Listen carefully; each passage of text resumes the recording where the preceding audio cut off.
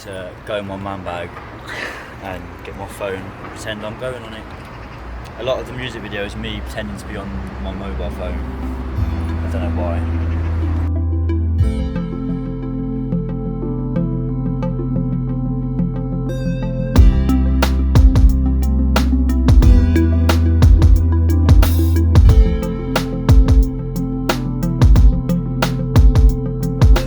In a video game, when you see a bad guy, you know you've gone the right way. But now I've been questioning nighttime, because there's more light there than in my days. Right, I'm Ben, the new consistent, an artist from Birmingham, and I do sort of hip-hop / indie music.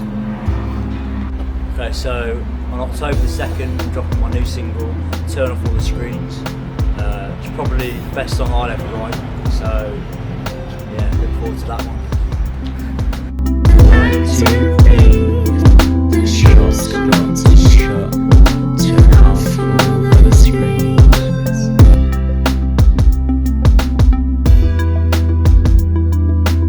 Okay, so on October the 2nd, you have got a new single being released. It's called Turn Off All the Screens. Tell us about it. It's quite an old song, to be honest. I've been sat on it for quite a while, and it was written at a time quite near the start of when I started all this music thing, and then I was having quite a purple patch, but also quite a dark time socially, so like that's where the lyrics came from, and it was kind of me sort of trying to like calm myself and like tell myself that I'm on the right path. So that's why it's kind of like concept-wise, it's quite a dark one, but I wanted it to sort of be something that everyone could relate to. And yeah, so I wrote that sort of back in 2018, and it was just me singing the chorus originally, so I didn't really think of it as like a single. It was quite a sort of a chilled sort of EP track or something.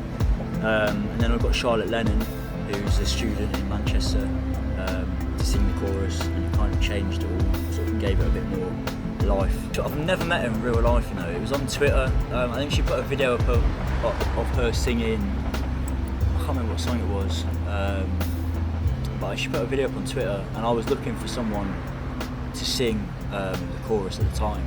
So I just messaged her because I kind of knew her boyfriend at the time, so we sort of spoke a little bit about sort of because he does guitar.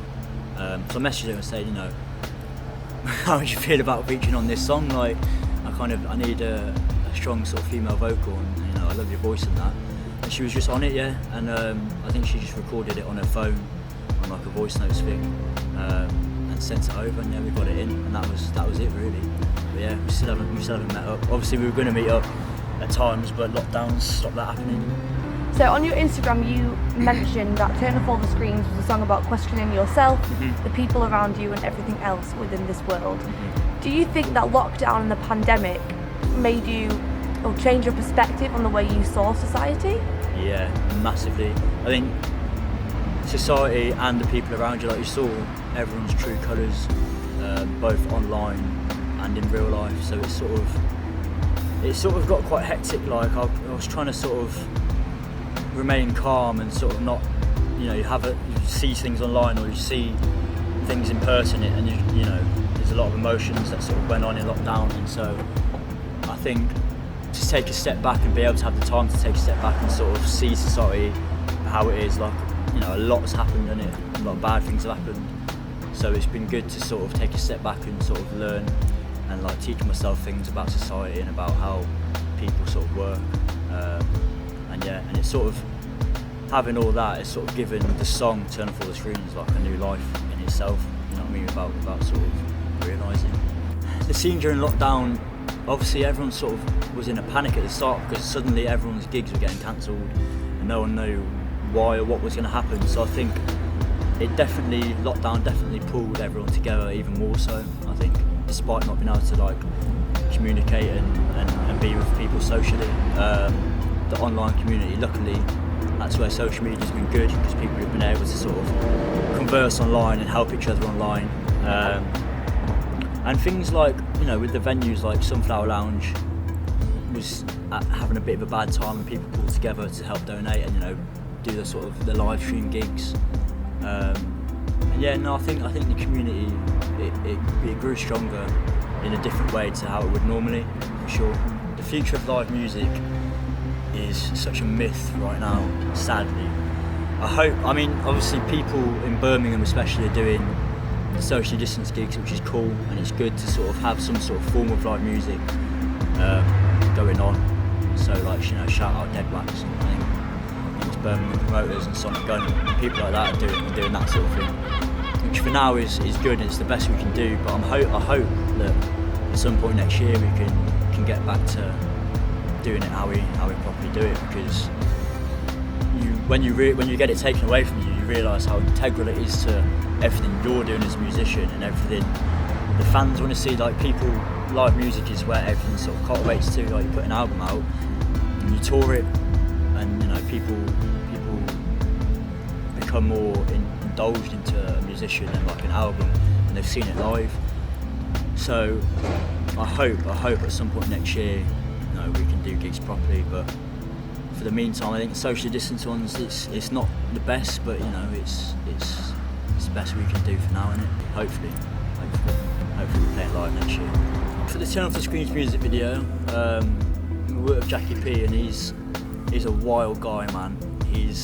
I was kind of attracted to working with him because of how sort of eccentric and creative he is, and he's basically, he did a lot of stuff with BBC Introduced Him sort of back in the day, and was quite heavily involved in the Birmingham music scene about 5 years ago or so, and now he's a DJ and sort of does a bit of everything really. He does music videos, does podcasts, just sort of an all-round creative.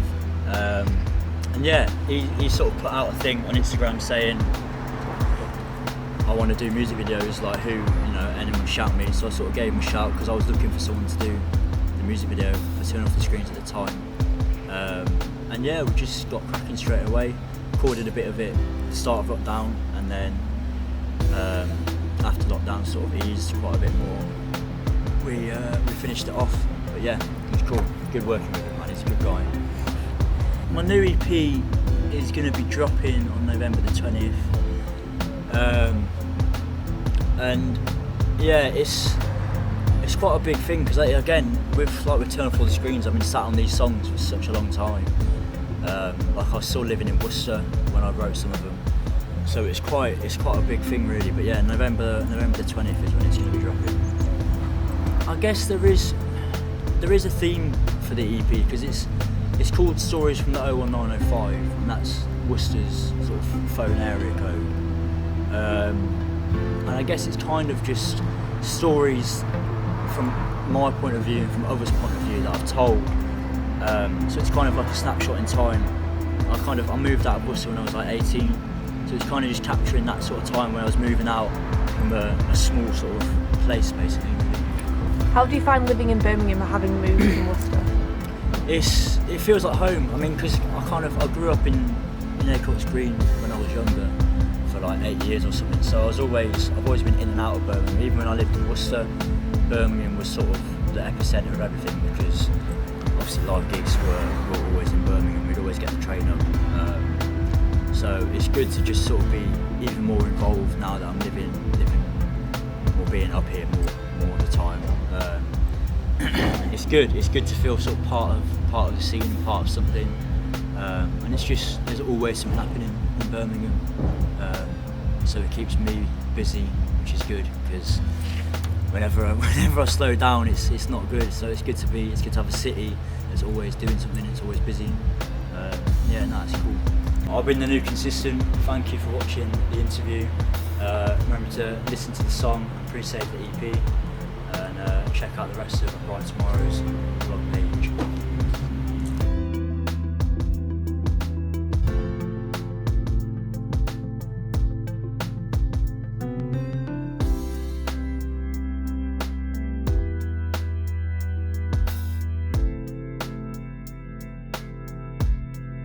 Big question, how was a lockdown haircut?